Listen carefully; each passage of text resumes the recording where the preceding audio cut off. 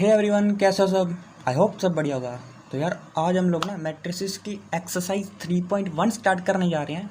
तो अगर आप लोगों ने अभी तक इसके बेसिक्स की वीडियो नहीं ना देखी तो जाकर चैनल विजिट करो, उसमें प्लेलिस्ट बना रखी है और बेसिक्स की वीडियो देखो, जिसमें मैंने ये बता रखा है कि मैट्रिक्स क्या होती है ना, ऑर्डर ऑफ ए मैट्रिक्स क्या है ना, रो क्या होती है, कॉलम क्या होती है, टाइप्स ऑफ मैट्रिसेस क्या है, इक्वालिटी ऑफ मैट्रिसेस क्या है। ठीक है, जाकर वो वीडियो देखो, फिर इस वीडियो में आओ, तभी जाकर ये वीडियो समझ में आएगी। ओके, तो करें स्टार्ट। चलो, तो देखना यहाँ लिख रखा है हमारे पास एक मैट्रिक्स है। इन अ मैट्रिक्स ए बराबर दिस, हमारे पास एक मैट्रिक्स है ए। मैंने बता रखा है ना कि हम मैट्रिक्स को हमेशा एक कैपिटल लेटर से डिनोट करते हैं, जैसे कि यहाँ पे कर रखा है। बोलने कि हमारे पास एक मैट्रिक्स है, right the order of the matrix. इसका फर्स्ट पार्ट है कि हमें मैट्रिक्स का ऑर्डर लिखना है। सेकेंड पार्ट है कि हमने बताना है इस मैट्रिक्स में कितने एलिमेंट्स हैं। एंड थर्ड पार्ट है हमें बताना है कि ये एलिमेंट कौन सा है, A13, A21, A33, A24 and A23 elements कौन कौन से हैं। ओके, सबसे पहले बात करते हैं इसके ऑर्डर की। ऑर्डर आपको मैंने पढ़ा रखा है, ऑर्डर कैसे देखना है। जैसे देखना है यहाँ पर मैंने बताया था ना कि अगर हमारे पास कोई मैट्रिक्स है A बराबर IJ, तो हम अगर इसमें M रोज़ हैं, अगर इस मैट्रिक्स में हमारे M रोज़ हैं और N कॉलम्स हैं, तो हम इसको ऐसे लिखते हैं M क्रॉस N। और रीड कैसे करते हैं, रीड करते हैं इसको M/N। कि ये जो मैट्रिक्स है ना, ये हमारे M/N की मैट्रिक्स है। जैसे मैं एक एग्जांपल ले लूँ, ये मैंने सब पढ़ा रखा है पिछली वीडियो में। ठीक है, जैसे मैंने यहाँ पे एक एग्जांपल ले ली, मैंने मैट्रिक्स ले ली 1 2 3 4 5 6 7 8 9। ओके, अब यहाँ पर देखना, यहाँ पर नंबर ऑफ रोज़ कितने हमारे, जो हॉरिजॉन्टल लाइंस होती हैं ना ऑफ द एलिमेंट्स, उनको हम बोलते हैं रोज़। ये आ गया हमारा फर्स्ट रो, ये आ गया हमारा सेकंड रो एंड ये आ गया हमारा थर्ड रो। तो सबसे पहले हम लिखते हैं इसमें रोज़। रोज़ कितने हमारे, रोज़ आ गई हमारी 3 रोज़ मल्टीप्लाई। अब यहाँ पे लिखते हैं हम नंबर ऑफ़ कॉलम्स। कॉलम्स कितने हमारे, गिनना ज़रा। वर्टिकल लाइंस को हम बोलते हैं नंबर ऑफ़ कॉलम्स। एक ये कॉलम है हमारा, एक ये कॉलम है हमारा और एक ये कॉलम है हमारा। कितने कॉलम्स होंगे हमारे, यहाँ पर हमारे आगे 3 कॉलम्स। तो ये जो हमारी मैट्रिक्स है ये हमारी बन गई 3/3 की मैट्रिक्स। वैसे ही अगर हम फर्स्ट पार्ट देखें इसका, सबसे पहले तो मैं लिखता हूँ गिवन क्या है हमें। क्वेश्चन 1 में हमें गिवन की एक मैट्रिक्स है जिसको मैं यहाँ पर लिख सकता हूँ A = 2 5 19 -7 35 -2 5/2 12 √3 1 -5 एंड 17। सबसे पहले पार्ट में हमें बताना है कि इसका ऑर्डर क्या है। तो ऑर्डर क्या देख कर बता दो। ऑर्डर के लिए क्या बताया ना मैंने ऊपर, क्या करते हैं हम काउंट करते हैं कितने नंबर ऑफ रोज़ हैं एंड नंबर ऑफ कॉलम्स कितने हैं। तो यहाँ पर देखो नंबर ऑफ रोज़ कितने हैं, 1 2 एंड 3। नंबर ऑफ रोज़ आ गई हमारी 3 and number of columns 1 2 3 and 4। मतलब ये जो मैट्रिक्स है ना, ये हमारी 3/4 की मैट्रिक्स है। क्यों, क्योंकि इसमें हमारे नंबर ऑफ रोज़ कितने हैं, नंबर ऑफ रोज़ है हमारे 3 और नंबर ऑफ कॉलम्स है हमारे 4। तो क्या लिखेंगे, आप लोग ऐसे लिख सकते हो, सिंस, या इज सिंपल ऐसे ही। और यहाँ पर आपका M कितना है, नंबर ऑफ रोज़ कितनी है, नंबर ऑफ रोज़ है हमारे यहाँ पर 3 एंड नंबर ऑफ कॉलम्स कितने हैं, नंबर ऑफ कॉलम्स है हमारे 4। तो therefore the order of the matrix, therefore the order of this matrix is 3/4। बस हो गया, ऑर्डर बताना था, हो गया। अब आता है इसका सेकंड पार्ट। सेकंड पार्ट में हमसे पूछ रहे हैं कि बताओ इसमें नंबर ऑफ एलिमेंट्स कितने हैं। तो मैंने क्या बताया था, अगर हमारे पास कोई एक मैट्रिक्स है, यहाँ पे देख लो सिंपली रफ में, अगर हमारे पास कोई मैट्रिक्स है, सपोज मैंने ये मैट्रिक्स ले ली 2/2 की मैट्रिक्स। ठीक है, ये आ गई मेरी 2/2 की मैट्रिक्स। क्यों, क्योंकि इसमें नंबर ऑफ रोज है हमारे 2 एंड नंबर ऑफ कॉलम्स भी हमारे कितने हैं, नंबर ऑफ कॉलम्स भी हमारे 2 हैं। अब अगर मुझे पता करना है कि इसमें कितने नंबर ऑफ कॉलम्स होते हैं, तो मैंने आपको क्या बोला था, इसको काउंट करने के लिए ना आप एक काम करो, जो नीचे ऑर्डर दे रखा है ना, नंबर ऑफ रोज और नंबर ऑफ कॉलम्स, इन दोनों को मल्टीप्लाई कर दो। देखना, जैसे मैं 2 और 2 को मल्टीप्लाई करूँगा मतलब हमने 4, तो मुझे पता चला कि ये जो मेरी मैट्रिक्स है ना, ये जो मेरी मैट्रिक्स है, इसमें मेरे 4 एलिमेंट्स हैं। 2 × 2 कितना बना, 4। तो ये मेरी एक इसमें एलिमेंट्स कितने आ गए 4। मतलब हम लोग ऑर्डर से पता कर सकते हैं कि इसके अंदर हमारे कितने एलिमेंट्स होंगे। तो वैसे ही आप लोग यहाँ पे देखो, आपको पता है इस मैट्रिक्स का ऑर्डर कितना है, हमने अभी निकाला, इस मैट्रिक्स का ऑर्डर है 3/4। इसमें मैं कह सकता हूँ since the order of this matrix is 3/4, therefore the number of elements will be, कितने हो जाएंगे नंबर ऑफ एलिमेंट्स हमारे 3 × 4 मतलब 3 4 12। ये आपका आंसर है। तो हमारा पार्ट 2 भी हो गया यहाँ पर। ठीक है, अब देखते हैं इसका थर्ड पार्ट क्या बोल रहा है। थर्ड पार्ट हमें बोल रहा है कि बताओ right the elements A13, A21, A33, A24 और A23। ये बता रहा है कि हमें वो वाला एलिमेंट बताओ। पहले हमें बोल रहा है कि वो एलिमेंट बताओ जो हमारा फर्स्ट रो और थर्ड कॉलम में है। अब कई बच्चों को क्या होता है ना कि कन्फ्यूज़न होती है, मतलब देख तो लेते हैं कि फर्स्ट रो और थर्ड कॉलम पर पता नहीं चलता कि एलिमेंट है कौन सा।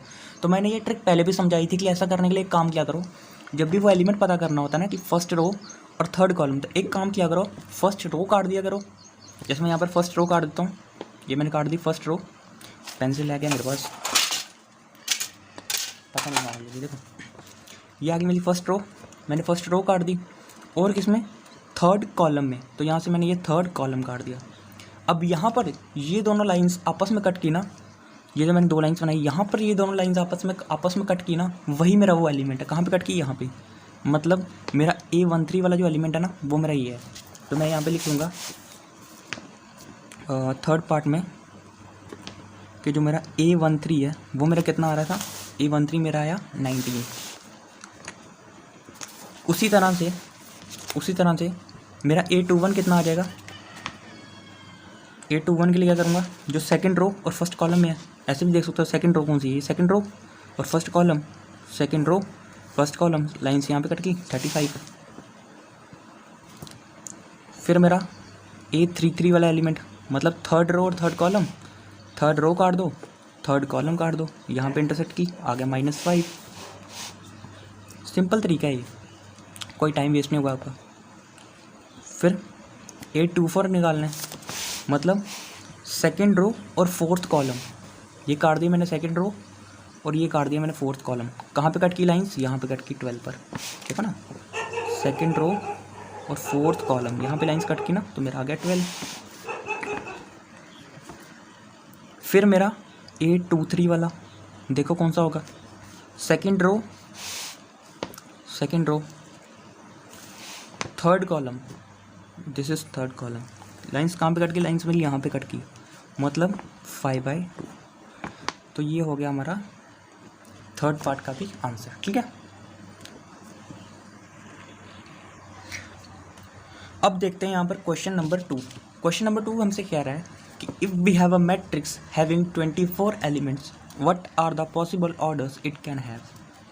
हाँ, ये हमसे कह रहा है कि बताओ अगर हमारे पास कोई मैट्रिक्स है, ठीक है ना, हमारे पास एक मैट्रिक्स है जिसमें हमारे पास 24 एलिमेंट्स हैं। हमें ये बता दिया कि हमारे पास एक मैट्रिक्स है, उसके अंदर हमारे पास कितने एलिमेंट्स हैं, हमारे पास 24 एलिमेंट्स हैं। ठीक है, उन्होंने बोला बताओ कि उस मैट्रिक्स के पॉसिबल ऑर्डर्स क्या क्या हैं, हम उस मैट्रिक्स के कितने ऑर्डर्स बना सकते हैं।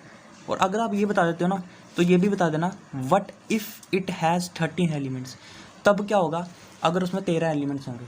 मतलब 24 का बताओ, एक मैट्रिक्स है हमारे पास, उसमें हमारे पास 24 एलिमेंट्स हैं, बताओ उसके क्या क्या ऑर्डर्स हो सकते हैं। और अगर ये बता देते हो ना, तब ये बताओ कि अब एक मैट्रिक्स है जिसमें हमारे पास 13 एलिमेंट्स हैं, उसका बताओ कि उसके क्या क्या पॉसिबल ऑर्डर्स हो सकते हैं। ठीक है, अभी यार देखना, मैंने आपको ना बताया था, जैसे हमने अभी क्वेश्चन किया पीछे, मैंने आपको बताया था कि अगर हमें किसी मैट्रिक्स का ऑर्डर पता होता है ना, तो हम ऑर्डर से ये बता सकते हैं कि उस मैट्रिक्स में हमारे पास कितने एलिमेंट्स होने वाले हैं।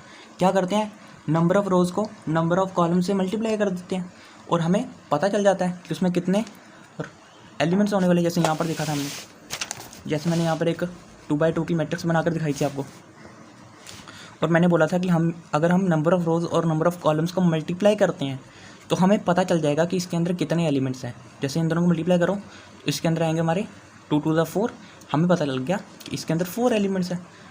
अब इस केस में पता क्या बोला हमें, इस केस में बोला कि अंदर कहीं 27 एलिमेंट्स हैं, अंदर हमारे पास 24 एलिमेंट्स हैं। बताओ इसका ऑर्डर क्या क्या हो सकता है। अब हमें ना एक चीज़ पता है कि ऑर्डर जो भी होता है ना उसको मल्टीप्लाई करके ना हमारी एलिमेंट्स निकलती हैं। मतलब यहाँ पर भी यही चीज़ होगी इस वाले क्वेश्चन में, क्योंकि हमें बोल रखा है 24 एलिमेंट्स हैं। मतलब जो भी ऑर्डर होगा ना उसके नंबर ऑफ रोज और नंबर ऑफ कॉलम्स को मल्टीप्लाई करके हमारा 24 आना चाहिए। मतलब वो 24 के मल्टीपल्स होने चाहिए, है ना। 24 आना चाहिए उन दोनों को मल्टीप्लाई करके, जो भी आंसर हो वो 24 का एक मल्टीपल होना चाहिए। अब देखना यहाँ पर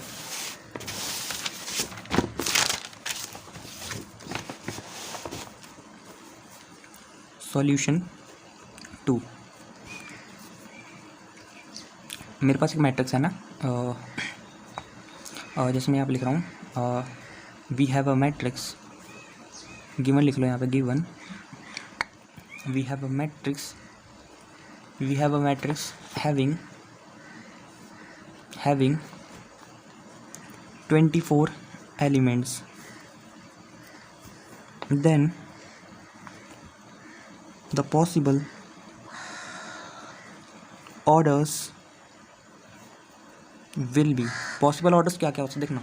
जब इसकी फर्स्ट एग्जांपल की थी तो उसमें मैंने आपको बताया था कि जब भी हमें ये पता करना हो कि किसी एलिमेंट्स के किसी मैट्रिक्स के एलिमेंट से उसके ऑर्डर तक कैसे जाया जाता है, तो हम क्या करते हैं, उसके जितने भी एलिमेंट्स होते हैं ना हम उसके ढूंढते हैं कि वो किस के टेबल में आते हैं। ठीक है, जैसे यहाँ पर हमारे कितने एलिमेंट्स हैं मैट्रिक्स के अंदर, 24। तो मैं देखूंगा 24 किस के टेबल में आता है। भाई यही होगा ना, उन दो नंबर्स को मल्टीप्लाई करके क्या आना चाहिए, हमारा 24 होना चाहिए। सबसे पहले बात की 1 के टेबल में आएगा, है ना। 1 के टेबल में आएगा कितने का, 24 का। तो अगर 1 के टेबल में आ रहा है तो घुमा कर भी तो लिख सकते हैं इसको, है ना। 24 1 सा भी आ जाएगा, 1 24 सा, 24 1 सा। फिर 2 के टेबल में कितने सा, 12 सा, इसको घुमा कर भी लिख सकते हो। 12 के टेबल में भी आ जाएगा 2 सा।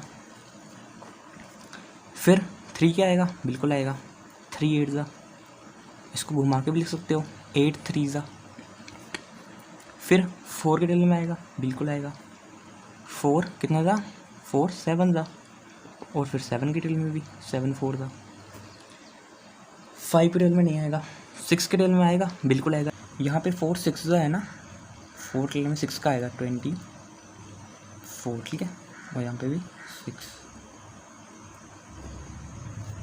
अब उसके बाद 5 के टेबल में आएगा, बिल्कुल नहीं आएगा। 6 के टेबल में आएगा, बिल्कुल आएगा, लेकिन वो हम लिख सकते हैं, है ना, वो तो लिख लिया हमने। फिर 7 के टेबल में आएगा, नहीं।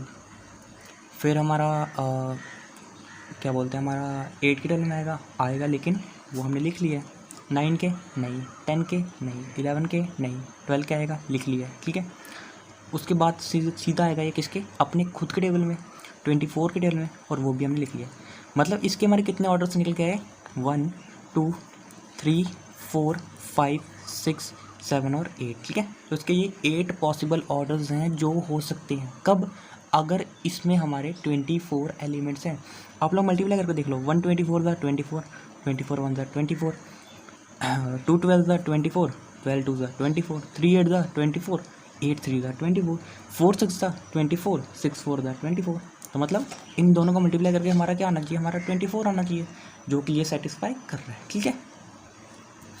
अब इन्होंने हमें क्या बोला था, अगर आप ये कर लेते हो ना, अगर आप ये वाला पार्ट कर लेते हो, फिर बताना कि अगर हमारे पास 13 एलिमेंट्स होंगे तब हमारे क्या पॉसिबल ऑर्डर्स हो सकते हैं, ठीक है। अब हम यहाँ पे लिखेंगे if there exists a matrix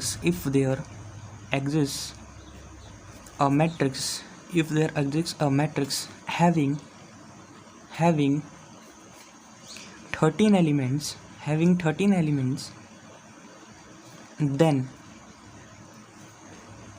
then the possible orders will be, क्या हो सकते हैं पॉसिबल ऑर्डर। सबसे पहले देख लो, 13 सबसे कम किसी के टेबल में आता है, 1 के, 1 13 सा, उसको घुमा के लिख लो 13 1 सा, ठीक है। फिर 2 के टेबल में बिल्कुल नहीं, 3 के टेबल में ना, 7 के टेबल में ना, मतलब आएगा ही ना। अभी अपने खुद के टेबल में आना था या 1 के टेबल में, तो मतलब इसके यही दो पॉसिबल ऑर्डर्स हो चुके हैं, ठीक है। तो हमने ये कर लिया, ओके।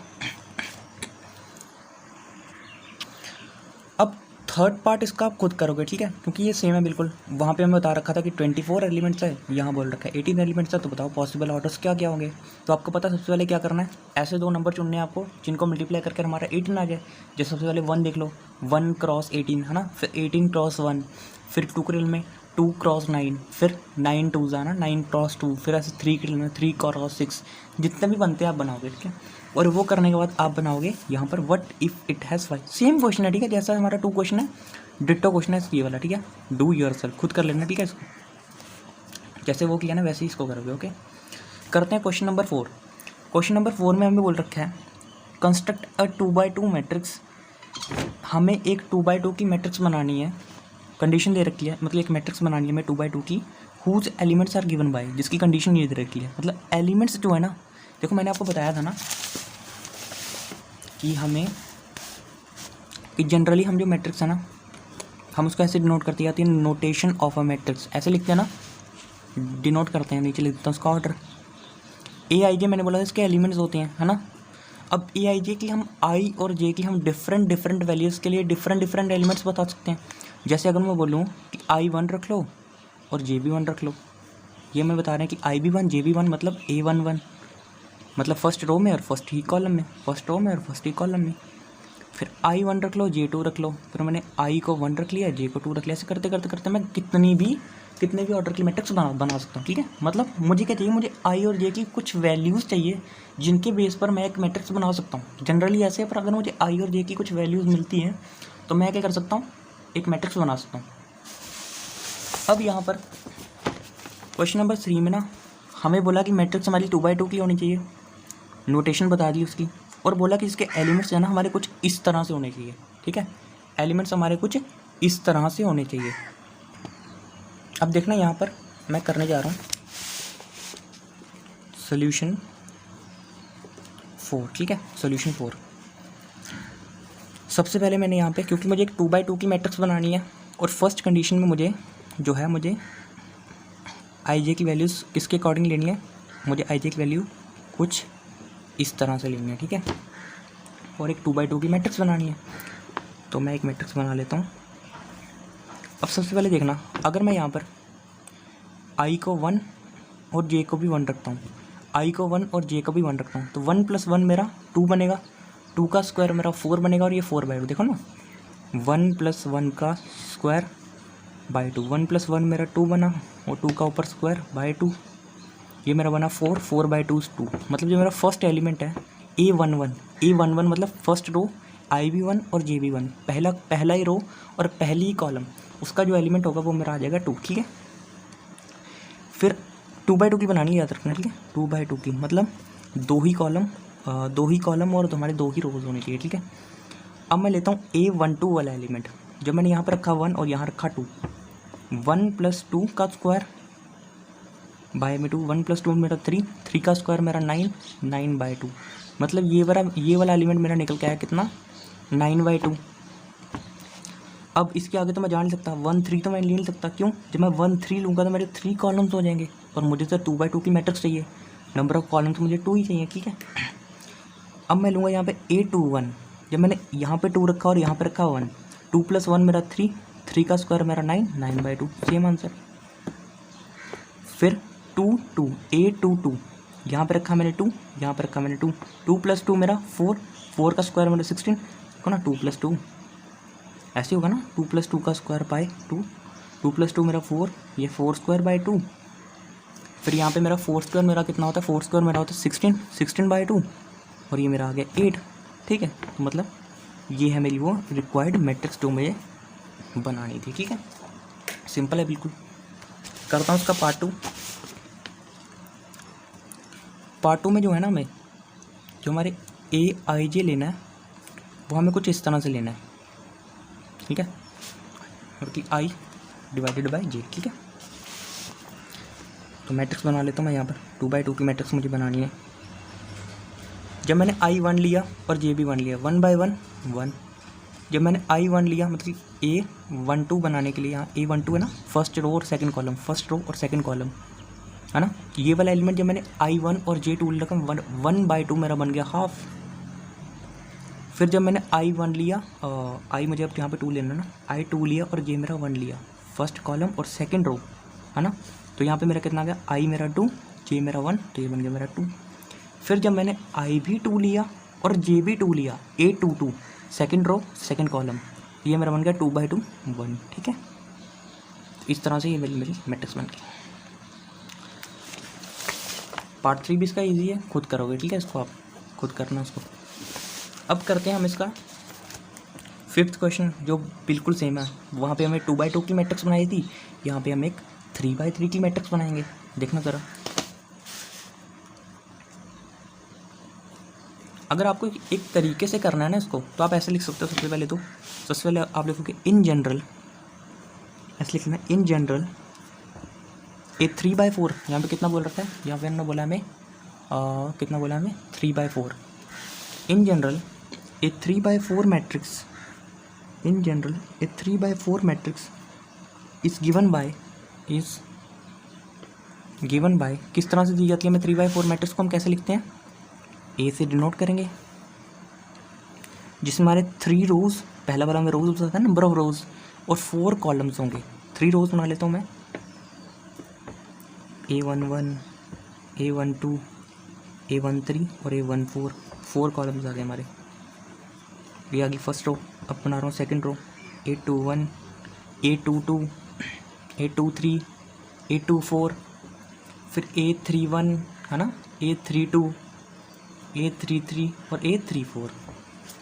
ये आ गए हमारे 3 rows horizontal lines and 4 columns that is vertical lines. ठीक है, इन जनरली हमें जो 3/4 की मैट्रिक्स है ना, उसको हम ऐसे लिखते हैं। अब मामला क्या है, मामला है हमारे ये एलिमेंट्स निकालना। ठीक है, हमें निकालने ये एलिमेंट्स, क्योंकि हमें मैट्रिक्स कंस्ट्रक्ट करनी है। और किसके अकॉर्डिंग, हमें किसके अकॉर्डिंग कंस्ट्रक्ट करनी है, हमें इसके अकॉर्डिंग कंस्ट्रक्ट करनी है। मतलब हमें हेयर जो हमारी कंडीशन है, जो हमारा एलिमेंट होगा AIJ, वो किस तरह से होगा, वो हमारा होगा हाफ -3i प्लस का j। ठीक है, यहाँ पर आप I और j की डिफरेंट वैल्यूज़ रखते जाओ और आपको डिफरेंट एलिमेंट्स मिलते हैं। ठीक है, सबसे पहले मैंने यहाँ पर I रखा 1 और j भी रखा 1। मैं A11 निकाल रहा हूँ। ठीक है, A11 के लिए I भी 1 और j भी 1, ये हाफ -3 I1 रखा तो ये -3 ही रहा। देखो ना, यहाँ पे 1 आ जाएगा ना, प्लस का यहाँ भी 1, ये बन गया मेरा हाफ, ये मॉडुलस, ये -3 इंटू में 1 -3 प्लस का 1, ये मेरा हाफ,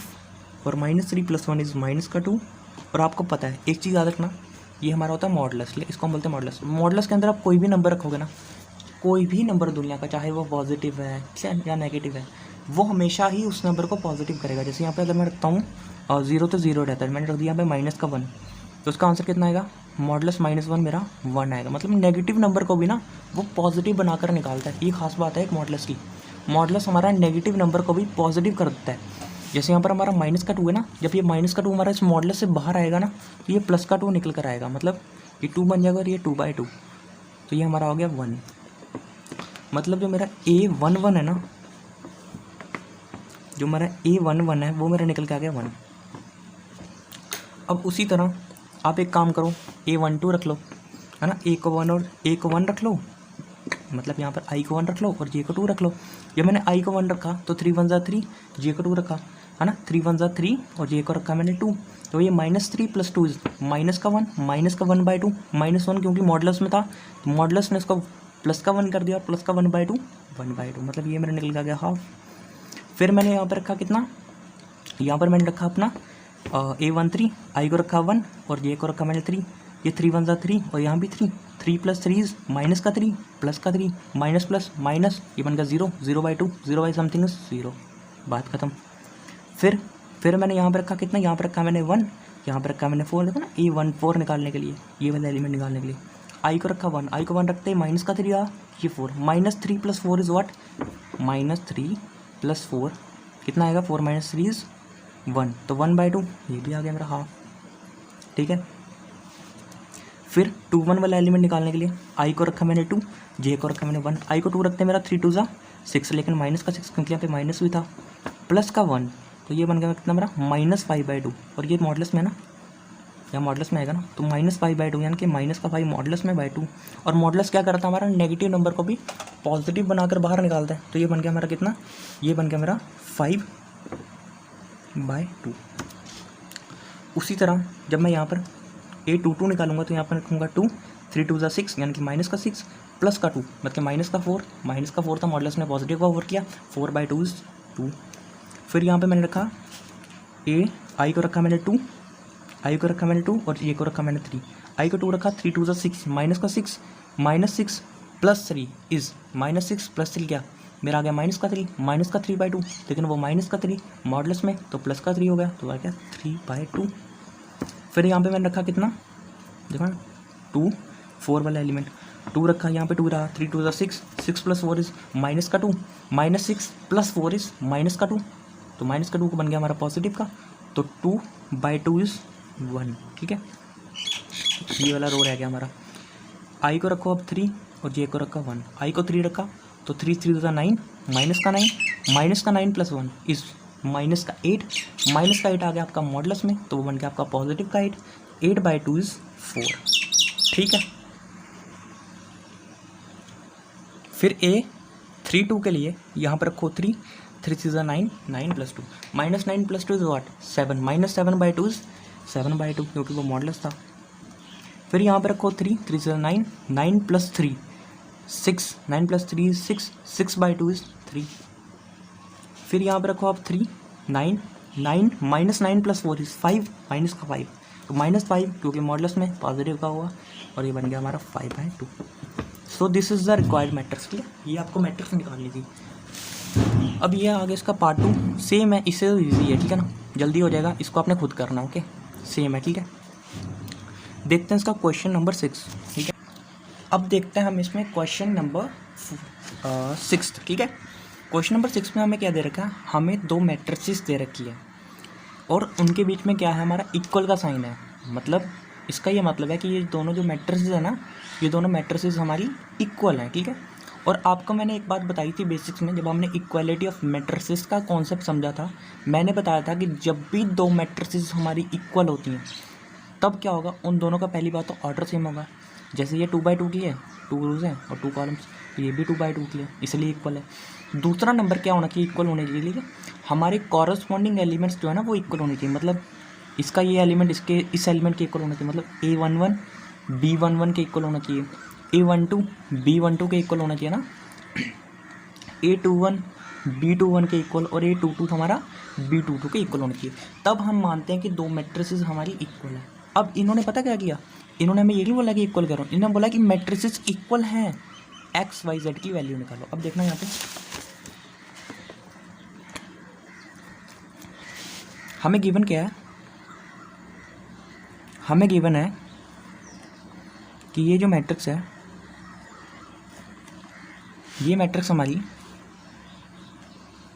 इस मैट्रिक्स के इक्वल है, ये मैट्रिक्स हमारी इस मैट्रिक्स के इक्वल है। हमें बोला एक्स वाई जेड की वैल्यू निकालो। अब हमें पता है कि अगर ये मैट्रिक्स इस मैट्रिक्स के इक्वल है, पहली बात इनका ऑर्डर सेम होगा, दूसरा नंबर इनके कॉरस्पॉन्डिंग एलिमेंट्स इक्वल होंगे, है ना।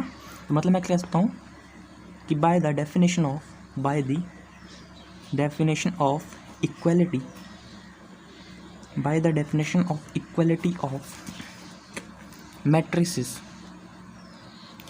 ऑफ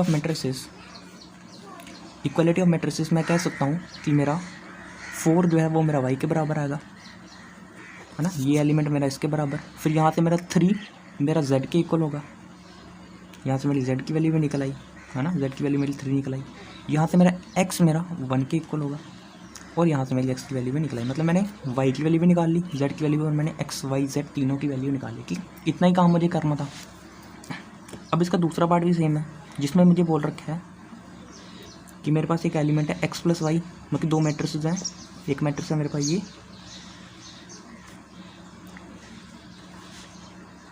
ये मैट्रिक्स मेरी इस मैट्रिक्स के इक्वल है। ठीक है, एक बार चेक कर लेते हैं, x plus y equal to, ठीक है, हाँ, ये मैट्रिक्स मेरी इस मैट्रिक्स के इक्वल। यहाँ पर वही करेंगे, by the definition of equality of matrices लिखने के बाद क्या करना है, x प्लस वाई मेरा, ठीक है, देयरफॉर लिख लिया सिंपल, x प्लस वाई मेरा 6 के इक्वल, ये एलिमेंट मेरा इसके इक्वल, है ना, x प्लस वाई मेरा 6 के इक्वल, ये बनी मेरी इक्वेशन 1। यहाँ से मेरा 5 प्लस जेड मेरा 5 के इक्वल, ये बनी मेरी इक्वेशन 2, और एक्स वाई मेरा 8 के इक्वल, ये बन गई मेरी इक्वेशन 3। ओके, अब इन 3 इक्वेशन से मुझे 3 वेरिएबल्स फाइंड करने हैं। आपको पता ना जितनी इक्वेशन होती है हमें, जो कि हमें अगर हमें 2 वेरिएबल सॉल्व करने हैं तो हमें 2 इक्वेशन बनानी पड़ती है। अगर हमें 3 वेरिएबल्स चाहिए तो हमें 3 इक्वेशंस की नीड होती है। तो यहाँ पर हमारे पास 3 वेरिएबल्स एक्स वाई जेड और हमारे पास 3 ही इक्वेशंस हैं, तो हम इजीली फाइंड आउट कर सकते हैं। ठीक है, सबसे पहले इसको तो सॉल्व करने की ज़रूरत ही नहीं है, इसको पकड़ लो। फ्रॉम 2 में लिख रखा है मेरा 5 प्लस जेड इक्वल टू 5। ठीक है, फ्रॉम 2, यहाँ से क्या होगा, z को यहीं पर रखो, 5 को मान लीजिए 5 माइनस 5 0, मतलब z की वैल्यू निकल आ गई 0। अब एक काम करो, फ्रॉम इक्वेशन 3 लिखो, फ्रॉम इक्वेशन 3 से एक काम करो, या तो x की वैल्यू निकालो या तो y की वैल्यू निकालो, किसके, in terms of the other variable. मतलब जैसे अगर मैं चाहूँ तो मैं एक काम कर सकता हूँ, यहाँ से मैं एक काम कर सकता हूँ, मैं यहाँ से x की वैल्यू निकाल सकता हूँ। क्या करूँगा, x को यहीं रखूँगा, y क्योंकि यहाँ पे मल्टीप्लाई हो रहा है इज इक्वल्स टू के उस साइड जाकर ये डिवाइड हो जाएगा। मतलब मैं कर सकता हूँ, यहाँ से मेरा जो x की वैल्यू है वो मेरी कितनी आ जाएगी, y 8 के नीचे आ जाएगा ना, कितनी आ जाएगी, है ना। या मैं ये भी कर सकता हूँ कि y को यहाँ रखूँ, x को यहाँ ले जाऊँ, y की वैल्यू। अब एक काम करना, ठीक है, ये जो आपकी x की वैल्यू निकल कर आई है ना, इसको ना इस फर्स्ट इक्वेशन में पुट कर दो, आपको वहाँ से किसकी वैल्यू, वहाँ से आपको y की वैल्यू निकल आएगी। ठीक है, देखना मैं करता हूँ, जैसे यहाँ पे put x equal to this, put x equals to 8y in equation first क्या थी मेरी, इक्वेशन फर्स्ट थी मेरी x plus y equal to 6। ठीक है, तो यहाँ से मैंने क्या थी मेरी x plus y is equal to 6 थी ना, विच इम्प्लाइज कि मुझे x की जगह मुझे क्या रखना है, 8/y। यहाँ से मेरी क्वाड्रेटिक इक्वेशन बनेगी। ठीक है, सॉल्व करना है इसको, यहाँ से इसको 8 को ये रखा, क्रॉस मल्टीप्लाई कर दो y², नीचे में y इज इक्वल टू 6। यहाँ से क्या हो जाएगा, 8 प्लस y², यहाँ पे डिवाइड हो रहा है, वहाँ जाकर मल्टीप्लाई 6y।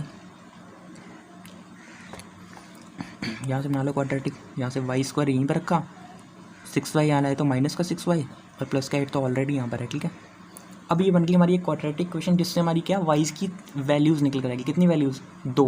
क्वाड्रेटिक इक्वेशन जितनी पावर होती है उतनी वैल्यूज़ निकलती है ना हमारी, है ना, क्या बोलते हैं इसको, रूट्स बोलते हैं ना, कि जितनी हमारी हाईएस्ट पावर होगी उतने हमारे रूट्स निकल आएंगे।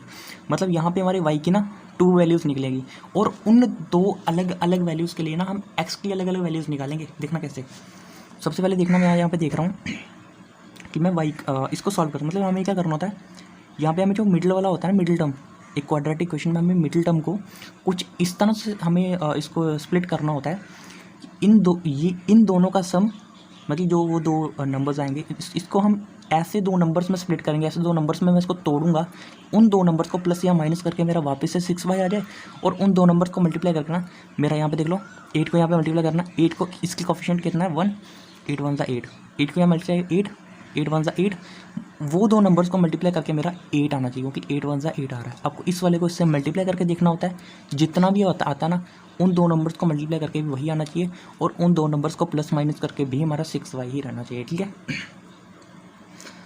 अब मतलब कई लोग तो बड़े कन्फ्यूज होते हैं, मैं आपको सिंपल ट्रिक बताता हूँ इसकी करना कैसे। ठीक है, इसको सिंपली, बिल्कुल कोई टेंशन नहीं, कोई एक काम कर लो, आपको चेक क्या करना है, मल्टीप्लाई वाला चेक करो, 8 1 8, मतलब कि एक ऐसा आपको 2 ऐसे नंबर ढूंढने हैं जिनको मल्टीप्लाई करके क्या आना चाहिए, 8 आना चाहिए, और प्लस माइनस करके 6 भी। तो मैंने सबसे पहले देखा, सबसे पहले 8 किसके टेल में आता है, सबसे पहले 8 आता है मेरा 1 के टेल में, 1 8 था, लेकिन 1 और 8 को कुछ भी करके ना मेरा 6 नहीं बनने वाला, 1 + 8 करूँगा 9 बन जाएगा, और 1 - 8 यहाँ कुछ भी करूँगा तो मेरा माइनस का 7 बाई, ठीक है, कुछ भी बन जाएगा, 7 बन जाएगा मेरा। अगर अब देखा मैंने 2 के टेल में, मैंने देखा यार 2 के टेल में आता है 8 4 ज़ा, मतलब 2 4, 2 नंबर आए, 2 4 ज़ा 8, ठीक है, 8 तो बनेगा। क्या 2 और 4 को कुछ प्लस माइनस करके मेरा 6 बन सकता है, माइनस का 6? तो मैंने कहा हाँ बिल्कुल बन सकता है। मैंने कहा अगर मैं, ये y² है, मैंने कहा अगर मैं ऐसे लिख दूँ कि माइनस का 4y और माइनस का 2y, यही 2 नंबर्स है ना 2 4, मैंने कहा अगर इसको ऐसे लिख दूँ, और ये 8 ऑलरेडी यहाँ पर है ना, अगर मैं इसको ऐसे लिख दूँ तो बात बन सकती है। देखो 4y, माइनस का 4y और माइनस का 2y, इस माइनस का 6y, माइनस माइनस क्या होता है, प्लस होता है, माइनस का 6y बन गया ना, ना, माइनस का 6y ये बन गया, तो ये माइनस का 6y वही बन गया, उन दोनों को मल्टीप्लाई करके मेरा 8 बन गया। अब ये मेरा सेटिस्फाई हो गया, इसलिए स्प्लिटिंग होगी यहाँ पर। अब एक काम करो, इन दोनों को पकड़ लो और इन दोनों को पकड़ लो। इन दोनों में से मेरा क्या कॉमन आ रहा है, वाई कॉमन आ रहा है, वाई कॉमन निकाल लिया। यहाँ बचा मेरा एक वाई, क्योंकि यहाँ पर 2 वाई था ना हमारे, एक बाहर आ गया, एक बच गया। यहाँ पर एक ही था, वो बाहर आ गया, बचा सिर्फ 4। फिर यहाँ पे देख लो, यहाँ पे मैंने क्या निकाली, यहाँ पर मैंने निकाली है बाहर अपना माइनस का 2। माइनस का 2 बाहर निकालने से इसमें क्या बचा, इसमें बचा सिर्फ और सिर्फ वाई, कि माइनस का 2 यहाँ से बाहर आ गया। और अंदर बचा मेरा माइनस का 4, क्योंकि 2 के टेल में 8 आता है, 4 था। और आप मल्टीप्लाई करके देख लो ना, इसको मल्टीप्लाई करोगे कितना, माइनस का 2 वाई, और यहाँ करोगे तो प्लस का 8, देखो प्लस का 8, ठीक है, सिंपल वही चीज़, इज इक्वल्स टू में 0। अब यहाँ से क्या आ गया, एक आ गया मेरा वाई प्लस 4, एक आ गया मेरा वाई माइनस 2 इक्वल्स टू 0। और यहाँ से वैल्यूज़ निकल के आ गई, वैल्यूज़ आ गई, एक मेरी वाई इक्वल टू 4, इससे आ गई मेरी वाई इक्वल टू 4, इससे आ गई मेरी वाई इक्वल टू में 6। मतलब यहाँ पर मेरी जो है ना, मेरी वाई की 2 वैल्यूज़ निकल कर आ रही है, और दोनों ही एक्सेप्टेबल है। ये नहीं है कि आप बोलोगे ना एक वैल्यू, ना, आपको दोनों को लेकर ना, दोनों ही वैल्यूज़ को लेकर एक्स की वैल्यू निकालनी है। क्योंकि जेड की वैल्यू 0 तो निकल आई है, अब इन 2 वैल्यूज़ को लेकर आप लोग एक्स की वैल्यू निकालोगे। जैसे मैं देखता हूँ फॉर वाई इक्वल टू 4, जब मैंने वाई को 4 रखा, तब एक्स की वैल्यू क्या होगी, इसी इक्वेशन से, इक्वेशन फर्स्ट में मैंने देखा वाई को 4 रख दो तो एक्स प्लस 4 इक्वल्स टू 4। यहाँ से एक्स की वैल्यू कितनी निकल कर आ रही है, अच्छा यहाँ पे 6 है ना, तो यहाँ पे 4 यहाँ जाएगा, यानी कि 6 माइनस का 4, तो यहाँ से मेरी एक्स की वैल्यू निकल कर आ रही है 2। मतलब कि जब मेरा वाई 4 होगा तो एक्स मेरा 2 आएगा, और जब मेरा वाई इसके लिए 4y इक्वल टू 2, जब y मेरा 2 होगा तब x की क्या वैल्यू होगी, यहाँ पे x y की जगह रख दो आप लोग कितना, y की जगह आप लोग रख दो 2 इक्वल्स टू में 6, तो यहाँ पर x की वैल्यू निकल कर आ रही है 4। यानी कि यहाँ पर हमें जितनी भी वैल्यूज़ निकालनी थी ना, हमने वो निकालनी है। तो मैं लिख सकता हूँ हैंस मैं कह सकता हूँ कि मेरा x जो है वो कितना निकल रहा है। अगर मैं पहली बार बात करूँ, जब मेरा y 4 है तब मेरा x कितना है 2, y कब, कितने y पर, 4 के y पर, z तो 0 ही है ना, z तो वैल्यू चेंज नहीं करेगा। और क्या आ रहा है, और मेरा क्या हो सकता है, x मेरा 4 आ रहा है, कब आ रहा है, जब y मेरा कितना है 2 है, और z मेरा 0। मतलब कि हमारी ये x y z की कुछ इस तरह की वैल्यूज़ निकल रही है, ठीक है। मतलब y की वैल्यू भी हमारी चेंज कर रही है और x की वैल्यू भी चेंज कर रही है। तो ये आपको आंसर में लिख के आना, okay, these are the values that you have to find, okay. अब इसका थर्ड पार्ट जो है ना, जो इसका थर्ड पार्ट है, बिल्कुल सिंपल आप लोग कर लोगे, ठीक है। इसको x plus y plus z equal to 9, तो यहाँ से क्या करोगे, जो सब्स्टिट्यूशन जो भी आप लोग कर सकते करना ईजी है, ठीक है, बिल्कुल, ये आपको खुद करना है, ओके, इन्हीं की तरह बिल्कुल, ठीक है। अब बात करते हैं हम लोग अपने 7th पार्ट की, 7th क्वेश्चन की। इनमें भी हमें वही चीज़ करनी है, क्या, 2 मैट्रिसेस बता रखी है इक्वल है, बोला है कि एक काम करो A B C और D की वैल्यू निकालो, तो ये करा देता हूँ मैं, ठीक है।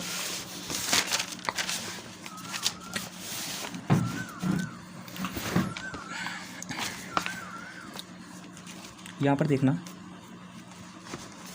सॉल्यूशन 7 क्या दे रखा है, गिवन एक मैट्रिक्स है मेरे पास A minus B, 2A plus C, 2A minus B और 3C प्लस डी। ये मैट्रिक्स मेरी किस मैट्रिक्स के इक्वल है, -1 5 0 और 13। This matrix is equal to this matrix as accordance with the question के मुताबिक ये मुझे दे रखा है, ठीक है। मतलब ये मैट्रिक्स इसके इक्वल है, ओके। मुझे करना क्या, मुझे A B C और D की वैल्यू निकालनी है, ठीक है। इन चारों की वैल्यू निकालनी है, ठीक है। सबसे पहले तो यहाँ देखना, अगर ये मैट्रिक्स इक्वल है तो क्या होगा, कॉरस्पॉन्डिंग एलिमेंट्स इक्वल होंगे, ठीक है। According to the definition of, या by definition of, according to definition of equality, according to the definition of equality of matrices, equality of matrices की definition से क्या होगा, a माइनस बी मेरा यहाँ से -1 के equal, this is my equation first. फिर यहाँ से 2a प्लस सी मेरा 5 के equal, this is my equation 2। फिर यहाँ से मेरा 2a माइनस बी मेरा 0 के इक्वल, ठीक है। 2a माइनस बी मेरा 0 के equal, this is my equation 3। And 3c plus D मेरा 13 के equal, this is my equation 4, okay. अब यार सॉल्व करने का ना सबका अलग अलग तरीका होता है ना सॉल्व करने का। तो मैं एक काम कर रहा हूँ, मैं यहाँ पे सब्स्टिट्यूशन लगा रहा हूँ। मैं क्या कर रहा हूँ, मैं यहाँ से एक काम कर रहा हूँ, मैं इस वाले इक्वेशन को पकड़ रहा हूँ और मैं कह रहा हूँ यहाँ से कि मैं ए को -1 + b लिख सकता हूँ, है ना। इससे ए को मैं -1 + b लिख सकता हूँ। अब इस ए की इस वैल्यू को ना मैं पुट करने जा रहा हूँ, put a = -1 + b in equation, किस इक्वेशन में पुट कर रहा हूँ मैं इसको, इक्वेशन 3 में, ठीक है। क्योंकि यहाँ पे मुझे दिख रहा है अगर मैं a को कुछ b के टर्म्स में पुट कर दूंगा तो दूसरा भी वेरिएबल मेरा v है और v की मेरी वैल्यू निकल आएगी इन इक्वेशन 3। तो 2 a की जगह रख दिया -1 + b -v = 0। यहाँ से मेरा क्या आ गया, ये माइनस का 2 प्लस का 2b माइनस का b = 0, माइनस का 2 प्लस का b = 0। और यहाँ से मेरा b कितना निकल कर आ गया, b मेरा निकल कर आ गया 2, ठीक है। b मेरा आ गया कितना, b मेरा आ गया यहाँ से 2। अब देख, अब इस b की वैल्यू को ना इक्वेशन फर्स्ट में पुट कर दो तो आपको क्या मिल जाएगा, आपको a मिल जाएगा। जैसे कि ना यहाँ पे पुट b = 2 इन इक्वेशन फर्स्ट, इक्वेशन फर्स्ट में पुट किया इसको, क्या होगा देखना है, a b की वैल्यू मेरी 2, यहाँ पे b की जगह रख दिया मैंने 2, देखो ना यहाँ पर b की जगह रख दिया मैंने 2 = माइनस का 1। यहाँ से मेरा a कितना निकल कर आया, -1 प्लस का 2, मतलब मेरी a की वैल्यू निकल कर आई मेरी कितनी, 1। अब एक काम करते हैं, इसको ना सेटिस्फाई करने की कोशिश करते हैं कि क्या मेरी a और b की वैल्यू जो है वो मेरी करेक्ट है कि नहीं। मैंने एक काम करा, यहाँ पे a और b की वैल्यू रख के देखी, a की वैल्यू आई मेरी कितनी 1, b की वैल्यू कितनी आई, b की वैल्यू निकल कर आएगी मेरी 2। तो यहाँ रखा 1, यहाँ रखा 2, 1 - 2, 1 - 2 = -1, तो -1 के इक्वल आ गया। इसका मतलब कि हमारी एक्स और वाई, ए और बी की जो वैल्यू है ना वो बिल्कुल करेक्ट है। आप लोग भी ऐसे चेक किया करो, ओके। ऐसे मत मतलब कि एग्जाम में ये पता चला है कि ऐसे लिख कर आ गए, ठीक है। कई बार प्रैक्टिस थोड़ी कम होती है, तो मतलब ऐसे चेक कर लिया करो, ओके, जब है हमारे पास मेथड। तो अब यहाँ पर देखना, क्योंकि हमने ए की वैल्यू भी निकाल ली है और हमने बी की वैल्यू भी निकाल ली है। अब इन दोनों को सॉल्व करने से अच्छा हम एक काम करते हैं, अगर मुझे सी की वैल्यू चाहिए मैं एक काम करता हूँ, यहाँ पे ए की वैल्यू रख देता हूँ, है ना। यहाँ मैं लिखता हूँ फ्रॉम इक्वेशन 2, इक्वेशन 2 से देखा मैंने, इक्वेशन 2 से मैंने देखा फ्रॉम इक्वेशन 2 क्या थी, इक्वेशन 2 में इक्वेशन 2 थी मेरी 2a + c = 5। तो मैंने कहा मुझे a की वैल्यू पता है तो मेरी c की वैल्यू निकल आएगी। a की वैल्यू कितनी आई है, a की वैल्यू आई है मेरी 1, तो यहाँ से मेरा बन जाएगा 2 + c = 5, यानी कि c की वैल्यू निकल रही है मेरी कितनी, 5 - 2 = 3। अब इस c की वैल्यू एक काम करता हूँ, यहाँ पे पुट करता हूँ, जिससे मेरी d की वैल्यू निकल आएगी। हो गया काम खत्म। Put c = 3 in equation 4, equation 4 में पुट किया, क्या आ गया, c 3 है, देखो ना यहाँ से 3, c की जगह रखा मैंने 3 प्लस d = 13, ये बन के मेरा 9 प्लस d = 13। तो d कितना आया, d आया मेरा 13 - 9, मतलब d मेरा निकल कर आ गया कितना, 13 - 9 कितना हो गया मेरा, 13 - 9 मेरा आ गया 4, ठीक है। मतलब a आ गया मेरा 1, b आ गया मेरा 2, c आ गया मेरा 3 और d आ गया मेरा 4। क्रॉस चेक करना आप लोग कर सकते हो, ठीक है। c और d की वैल्यू यहाँ पर पुट करके देख लो, अगर तो बराबर आ गई मतलब ये सही है, ठीक है। तो इसके साथ हमारा क्वेश्चन नंबर 7 भी हो गया, ठीक है। अब देखते हैं हमारा क्वेश्चन नंबर 8। क्वेश्चन नंबर 8 हमसे क्या कह रहा है, क्वेश्चन नंबर 8 हमसे कह रहा है कि अगर हमारे पास कोई मैट्रिक्स है दिस AIJ और जिसका ऑर्डर है हमारा m × n, अगर वो एक स्क्वायर मैट्रिक्स है, मतलब ए हमारी एक मैट्रिक्स है, उसको हम एक स्क्वायर मैट्रिक्स बोलेंगे इफ़ अगर, कब, देखो मैंने आपको ना बेसिक्स में ये चीज़ पढ़ाई थी कि स्क्वायर मैट्रिक्स क्या होती है ना, डायगोनल मैट्रिक्स क्या है, आइडेंटिटी मैट्रिक्स क्या है, जीरो मैट्रिक्स क्या है ना, ये सब स्केलर मैट्रिक्स क्या होता है। स्क्वायर मैट्रिक्स क्या होती है, एक ऐसी मैट्रिक्स जिसमें हमारा जो है ना नंबर ऑफ रोज हमारे नंबर ऑफ कॉलम्स के इक्वल होते हैं। मतलब जैसे होता है ना, हम नीचे लिखते हैं ऐसे मैट्रिक्स बनाकर हम लिखते हैं AIJ, नीचे लिखते हैं m × n, मतलब इसमें m जो है ना वो n के ही इक्वल होता है, मतलब नंबर ऑफ रोज हमारे नंबर ऑफ कॉलम्स के इक्वल होता है। तो यही चीज़ है, m जो है हमारे n के इक्वल होगा, ठीक है, समझ आ गई। इसके बाद आता है हमारा क्वेश्चन नंबर 9, ये भी हो गया। क्वेश्चन नंबर 9 देखना, which of the given values of x and y make the following pair of matrices equal. ये हमसे कह रहा है कि x और y की किस वैल्यू के लिए ये जो पेयर मतलब जोड़ा, ये जो दो मैट्रिसेस आपको दे रखी है ना, ये दो मैट्रिसेस इक्वल होगी। अब आपको पता है इक्वल होने के लिए क्या कंडीशन होती है, पहली बात तो उनका ऑर्डर सेम होना चाहिए, ऑर्डर तो ऑलरेडी सेम है, ये भी 2/2 के लिए, ये भी 2/2 के लिए, 2 रोज हैं 2 कॉलम्स हैं। दूसरी बात आ गई, और क्या हमारे कॉरस्पॉन्डिंग एलिमेंट्स इक्वल होने चाहिए। वही तो बात है एक्स और वाई की, कि एक्स और वाई की, ये एक्स की वैल्यू दे रखी है, वाई की वैल्यू यहाँ भी एक्स की वाई की ऐसे दे रखा है, ठीक है। एक्स और वाई की किस वैल्यूज़ के लिए, किन वैल्यूज़ के लिए जो हमारे ये दो मैट्रिसेस इक्वल होंगे, मतलब कि ये मेरा इसके इक्वल हो। कहने का मतलब ये है ना कि मेरा अगर यहाँ पे 0 हो तो यहाँ भी 0, अगर मतलब सिंपली कहूँ मैं कि अगर यहाँ 0 हो तो मेरा यहाँ भी 0। अब देखते हैं कि एक्स की कौन सी वैल्यू यहाँ पर जीरो बनाती है। एक्स के लिए चेक कर लो बस, और चेक करने की ज़रूरत ही नहीं है, ठीक है। जैसे मैंने देखा यार एक्स, अगर मैं यहाँ पर, जैसे मैंने यहाँ पर देखा इसको कितना मेरा, मुझे 3x + 7 को ज़ीरो बनाना है, ठीक है। इसको मुझे ज़ीरो बनाना है, तो यार ज़ीरो बनेगा पता कैसे, ज़ीरो तभी बनेगा, देखो यहाँ देखना, यहाँ से 3x से 7 को वहाँ ले गया -7, एक्स आ गया नीचे -7/3, मतलब एक्स मेरा -7/3 अगर होगा ना, तब जाकर ये जो है ना, ये एलिमेंट मेरा ज़ीरो बनेगा। मैंने ज़ीरो करके देखा ना इसको, मैंने जब ज़ीरो को इक्वल पुट किया तो मुझे पता चला कि मेरी एक्स की वैल्यू ये होनी चाहिए, और मैंने पूरा मतलब देख लिया हर तरह से, मुझे कहीं भी एक्स की वैल्यू -7/3 नहीं मिली। इसका मतलब क्या है कि ना तो देखो एक्स की यहाँ पे वैल्यू है -1/3 रखने से तो बात बनेगी नहीं, क्योंकि जैसे ही आप यहाँ पे -1/3 रखोगे 3 तो कैंसिल हो जाएगा, यहाँ बनेगा -1, तो -1 + 7 कितना बनेगा आपका 6, तो यहाँ 6 थोड़ी है, 6 थोड़ी बनाना है, यहाँ पर 0 बनाना है, ठीक है। तो देखा यहाँ पर भी नहीं है, यहाँ पर एक्स की वैल्यू देखी, ये भी कितना है -2/3, इससे भी बात नहीं बनेगी, यहाँ पर भी। तो सिर्फ एक्स ही चेक कर लिया कि इन तीनों में से है ही कोई नहीं, तो नॉट पॉसिबल टू फाइंड। आपको एक्स और वाई की यहाँ पर इन तीनों में से कोई ऐसी वैल्यू मिली नहीं, इसलिए हमने बोल दिया नॉट पॉसिबल टू फाइंड, ठीक है, इनमें से। अब देखना यहाँ पर क्वेश्चन नंबर 10 में हमसे ये बोल रखा है कि the number of all possible matrices of order 3x3 with each entry 0 और 1। ध्यान से समझना, ठीक है, इस क्वेश्चन को बड़े लोग, मैंने सॉल्व किया हुआ यहाँ पर, ठीक है ना, मैंने अपना टाइम क्या किया है, पर समझाना तो पढ़ना ही है ना आपको, ठीक है। आंसर का क्या, आंसर पीछे से देख लो, ठीक है। अब यहाँ से देखना, ये क्वेश्चन बोलना पता क्या चाह रहा है, ये हमसे बोल रहा है the number of all possible matrices.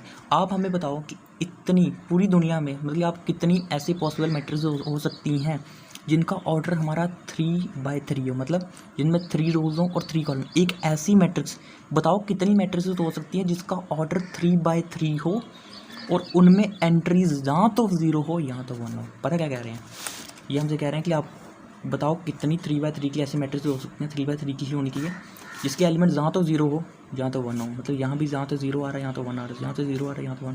देखो आप खुद सोचो यार, मतलब अंदाज़ा लगाना ज़रा कितनी हो सकती है। मैं ऐसे भी तो बना सकता हूँ, यहाँ 0 रख दूँ, यहाँ 1, यहाँ 0, यहाँ 1, यहाँ 0, यहाँ 1, ऐसे बनाता हूँ। क्या पता सारे में 1 1 1 रख दूँ, क्या पता सारे में 0 0, मतलब जहाँ तो 0 यहाँ तो 1, 3/3 की 0 0 0, फिर 0 1 0 1, फिर 1 0 1 0, ऐसे मतलब मैं कितने सारे अरेंजमेंट कर सकता हूँ, मुझे खुद नहीं पता, ठीक है ना। इसके लिए हम लोग यूज़ करते हैं परम्यूटेशन एंड कॉम्बिनेशन। 11th में पढ़ा था, ठीक है, इस चीज़ को। होता कुछ नहीं है, सिंपली बताता हूँ, ठीक है। मैं करना कुछ नहीं है आपको यहाँ पे देखना नंबर ऑफ ऑल पॉसिबल, आपको बतानी मैट्रिसेस। और आपको मैंने ये चीज़ बता रखी है ना, अगर हमें ऑर्डर का पता होता है, अगर हमें किसी ने ऑर्डर दे दिया तो हम बता सकते हैं कि उसमें कितने एलिमेंट्स हैं, इन दोनों को मल्टीप्लाई करके, नंबर ऑफ रोज को नंबर ऑफ कॉलम से मल्टीप्लाई करके। तो मैंने जब 3 और 3 को मल्टीप्लाई किया मेरा 9, जिससे मुझे पता चला कि जितनी भी मेरी मैट्रिसेस ये मांग रहे हैं ना मेरे से, उनमें एलिमेंट्स तो 9 ही होने वाले, ठीक है।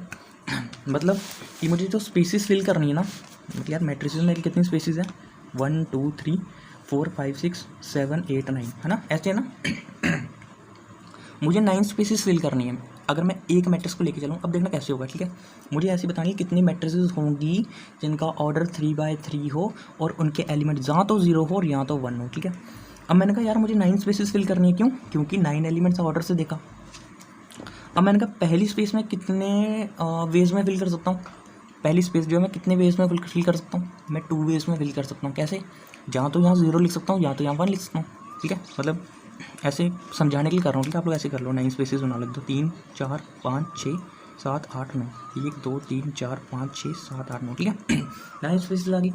First space can be filled in how many ways, in 2 ways. पहली स्पेस में 2 वेज में भर सकता हूँ, जहाँ तो मैं 1 लिख दूँ, जहाँ तो मैं 0, मतलब 2 वेज।